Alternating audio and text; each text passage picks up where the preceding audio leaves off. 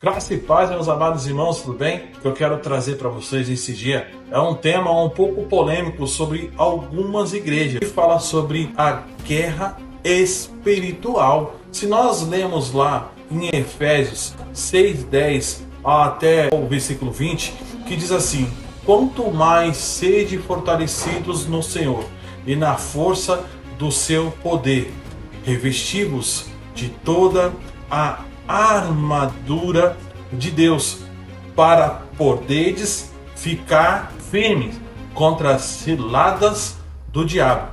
Porque a nossa luta não é contra o sangue e a carne, e sim contra os principados e potestades, contra os dominadores deste mundo tenebroso, contra as forças espirituais do mal nas regiões celestes.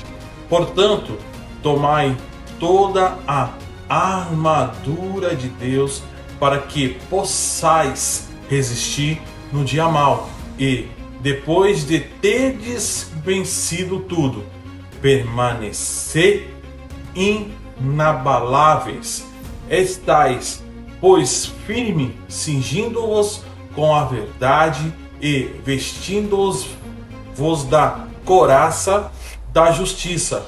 Calçais os pés com a preparação do evangelho da paz, embraçando sempre o escudo da fé, com o qual podereis apagar todos os dardos inflamados do maligno. Tomai também o capacete da salvação e a espada do Espírito, que é a palavra de Deus, com toda oração e súplica, orando em todo o tempo no Espírito, e para isto vigiando com toda perseverança e súplica por todos os santos, e também por mim, que me seja dada no abrir da minha boca a palavra para com intrepidez fazer conhecido o mistério do Evangelho, pelo qual sou embaixador em cadeias, para que em Cristo eu seja ousado para falar como me cumpre fazê-lo.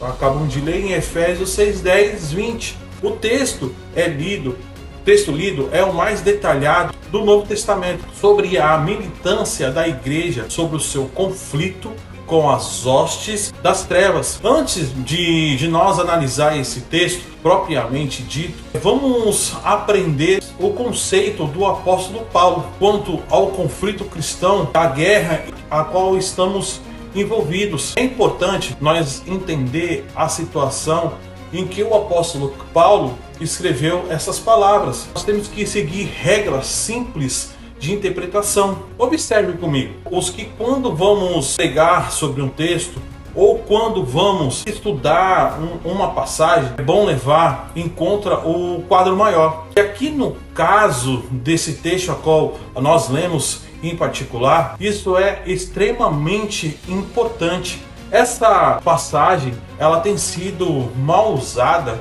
por pessoas que defendem as mais loucas ideias que você possa imaginar. Contudo, meus amados, não colocamos dentro do contexto da perspectiva da carta. Temos uma visão privilegiada do ponto de vista do autor. Essa passagem sido descrita por alguns sendo uma convocação ao combate. Olha só, contudo, ela seria melhor descrita como uma exortação a que a igreja resista. Outra coisa que a gente observa é que o soldado cristão, aqui descrito, está numa posição, sabe de quê? De defesa. O soldado que é descrito aqui, a partir inclusive da descrição das armas que lhes são dadas, ele não está partindo para o combate, também não está indo para conquistar novos campos ou para assaltar o inimigo ou para derrubar uma trincheira. Na realidade, ele já conquistou, já venceu, já colocou o pé em território inimigo. O que ele tem que fazer, sabe o que é?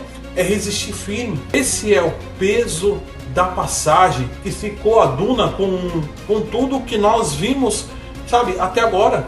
A igreja na carta ao Éfeso ela já é vitoriosa, já está assentada com Cristo nos lugares celestiais. Como igreja invisível, é imbatível.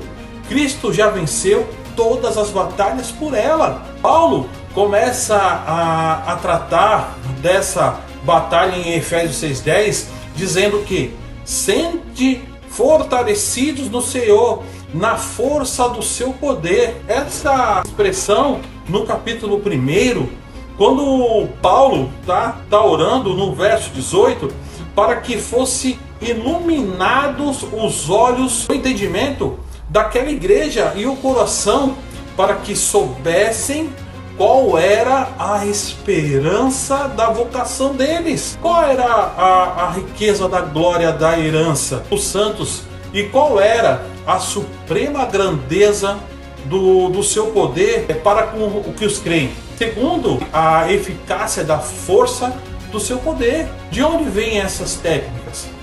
De onde elas se desenvolveram? Vamos lá. Há duas fontes. Primeiro, do pragmatismo. Tipo, se funciona, está tudo certo. Neuza Itioca, tá? Ela escreve nesse livro que saiu agora. Diz que os demônios ganham autoridade para sentar no pescoço de alguns crentes. Aí você pergunta, Neuza, de onde você tirou essa ideia? Da onde?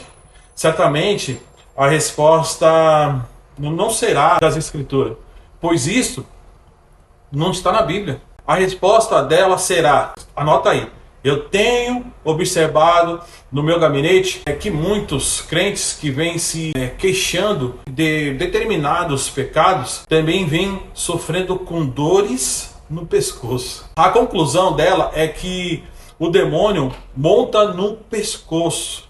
É uma questão tragicômica, sabe? A base da maioria das práticas aqui desenvolvida por este movimento vem dessa forma. Meu Deus.